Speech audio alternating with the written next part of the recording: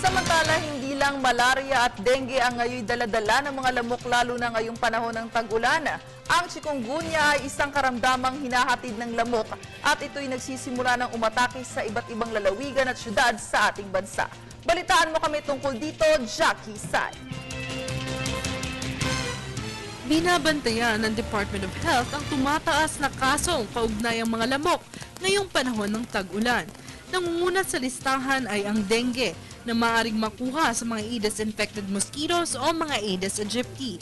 4 na klaseng dengue viruses na ang kinikilala sa buong mundo at ilan sa mga sintomas nito ay ang taas-babang lagnat na may kasamang sakit ng ulo at sakit na mararamdaman sa likod ng mga mata, pananakit ng mga muscles at joints kasama ng rashes at minsan pagdurugo.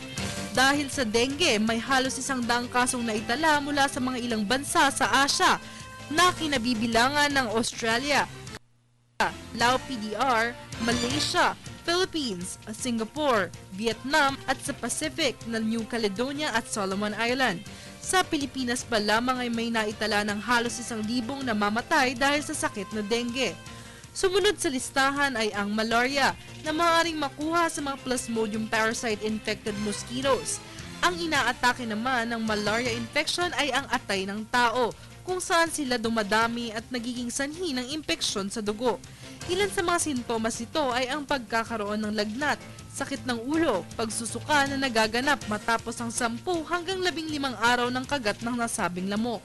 Mahigit 200 milyong kaso na ang naitala ng malaria kung saan mahigit 600,000 ang namatay dahil dito.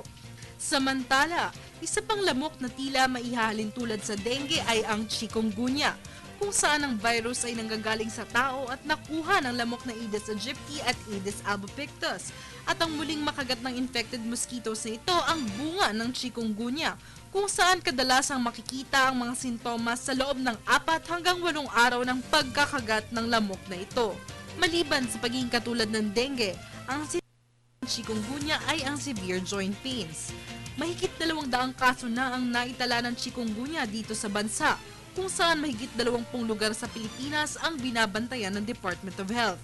Kaya naman pinaalalahanan ng DOH ang publiko na mag-ingat sa pamamagitan ng paggamit ng mosquito repellents, paglilinis sa maaaring pagpugarang tubig o maduming kapaligiran ng mga insektong ito sa pamamagitan ng paggamit ng insecticides at community cleaning programs. Para sa Telebisyon ng Bayan, Jackie Sai.